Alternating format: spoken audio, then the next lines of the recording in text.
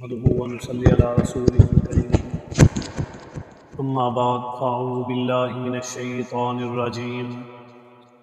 بسم اللہ الرحمن الرحیم قال اللہ تبارک وتعالی فی کلامہ المجید والفرقان الحمید ولا تقاتلوهم عند المسجد الحرام حتى يقاتلوكم فيه فَإِن قَاتَلُوكُمْ فَاقْتُلُوهُمْ كَذَلِكَ جَزَاءُ الْكَافِرِينَ فَإِنِ انْتَهَوْا فَإِنَّ اللَّهَ غَفُورٌ رَحِيمٌ وَقَاتِلُوهُمْ حَتَّى لَا تَكُونَ فِتْنَةٌ وَيَكُونَ الدِّينُ لِلَّهِ فَإِنِ انْتَهَوْا فَلَا عُدْوَانَ إِلَّا عَلَى الظَّالِمِينَ صدق اللہ العلی العظیم۔ میرے واجب الاحترام خواتین و حضرات، ارشاد باری تعالی ہے وَلَا تُقَاتِلُوهُمْ، نہ لڑائی کرو تم ان لوگوں کے ساتھ عند المسجد الحرامی، مسجد حرام کے پاس، حتیٰ یقاتلوکم فی، یہاں تک کہ وہ لوگ لڑائی کریں تمہارے ساتھ مسجد حرام کے قریب یا مسجد حرام میں۔ صحابہ کرام کا جو اشکال تھا کہ اس سال ہم عمرے پر جا رہے ہیں، پچھلے سال کی طرح مشرکین مکہ اب کوئی ایسا مسئلہ کھڑا نہ کر دیں، اب لڑائی اور جھگڑا فساد برپا نہ کر دیں، قتل و قتال وہاں پر برپا نہ ہو جائے۔ حالانکہ مہینہ بھی حرمت والا ہوگا، جگہ بھی حرمت والی ہے، اور حالت بھی احرام کی حرمت والی ہے،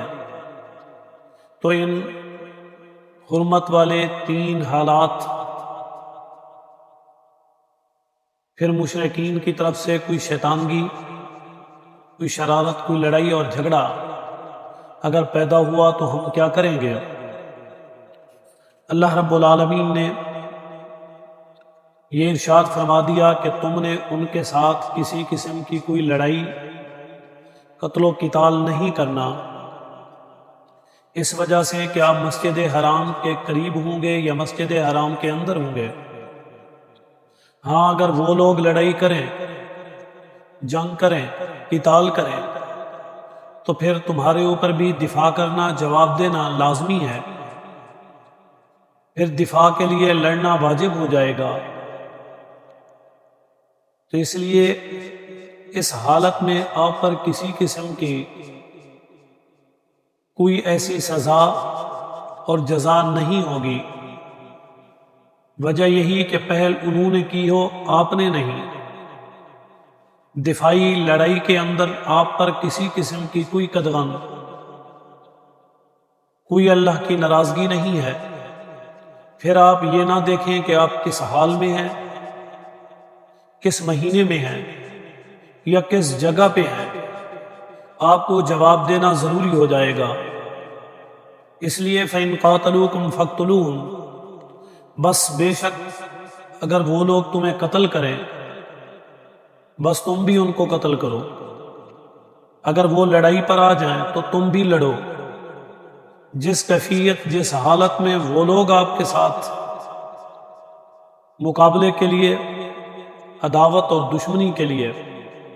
سامنے آئیں گے، تو آپ کو اسی انداز میں ان کا جواب دینا ضروری ہوگا۔ فرمایا اس لیے کذالک جزاء الکافرین، یہی بدلہ ہے کافروں کا، اسی انداز میں ان کو جواب دینا، یہی بدلہ ہے، یہی ان کی سزا ہے، یہی ان کے ساتھ مقابلہ ہے، اور یہی آپ کو حکم ہے۔ فَإِنِ انْتَهُوا، بس اگر وہ باز آ جائیں، رک جائیں، اعراض کریں، فَإِنَّ اللَّهَ غَفُورٌ رَحِيمٌ، بے شک اللہ تعالیٰ معاف کرنے والے ہیں اور رحم کرنے والے ہیں۔ یعنی اگر وہ لوگ جہاں بھی، جیسے بھی، جس حال میں بھی رک جائیں، تو تم بھی رک جاؤ، تم بھی وہاں پر لڑائی اور جھگڑے کو ختم کر دو۔ جہاں تک ممکن ہو کوشش کریں کہ یہ مسئلہ پیدا ہی نہ ہو۔ اگر ہو جائے جہاں پر وہ اسے ختم کریں تو آپ بھی اس کو ختم کر دیں، اگر وہ جاری کرے تو آپ بھی اس کو جاری کر دیں۔ جتنی کیفیت میں، جتنی حالت کے اندر، جس طاقت کے ساتھ وہ لوگ تمہارا سامنا کرے، تم نے بھی اسی انداز میں کرنا ہے۔ وجہ اس کی یہی تھی کہ جب صلح حدیبیہ ہوئی تو اس میں بھی انہوں نے جو شرائط رکھی، یہ شرط تو تھی کہ آپ اس سال عمرہ نہیں کریں گے، آئندہ سال آئیں گے۔ دوسری یہ شرط بھی تھی کہ آپ یہاں آ کر 3 دن سے زیادہ نہیں رکیں گے، اور تیسری شرط یہ بھی تھی کہ آپ غیر مسلح ہو کر آئیں گے، آپ مسلح ہو کر مکہ المکرمہ میں داخل نہیں ہوں گے۔ اسی وجہ سے صحابہ کرام کو اشکال لاحق ہوا، تو اللہ تعالیٰ نے بارہا فرمایا وَقَاتِلُوهُمْ حَتَّى لَا تَكُونَ فِتْنَةٌ، کہ آپ ان کے ساتھ لڑائی کریں یہاں تک کہ فتنہ باقی نہ رہے، فتنہ ختم ہو جائے، فتنہ مٹ جائے، وَيَكُونَ الدِّينُ لِلَّهِ، اور ہو جائے دین خالص اللہ کے لیے، یعنی دین غالب آ جائے، اللہ کا دین نافذ ہو جائے، اللہ کا دین وہاں پر ان پر لاگو ہو جائے۔ فَإِنِ انتہوا، بس رک جائیں،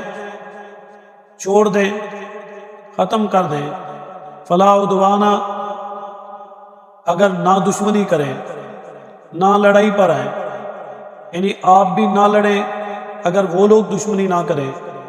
سوائے ان لوگوں کے جو ظالم ہیں، یعنی اگر ضرورت پیش بھی آئے لڑنے کی، قتال کی، جنگ کی، تو فقط ان سے لڑنا ہے جو لڑنے کے لیے میدان میں آئے، جو لڑائی کے ارادے سے نہ ہو، چاہے وہ کافر ہو، چاہے وہ مشرک ہو، چاہے وہ آپ کے دشمن ہو،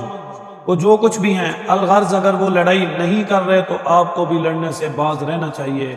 لڑائی کو ایسے اپنے سر نہ لیں، اور لڑائی کے لیے آپ وہاں پر آمادہ نہ ہوں، اور لڑائی کا آغاز نہ کریں۔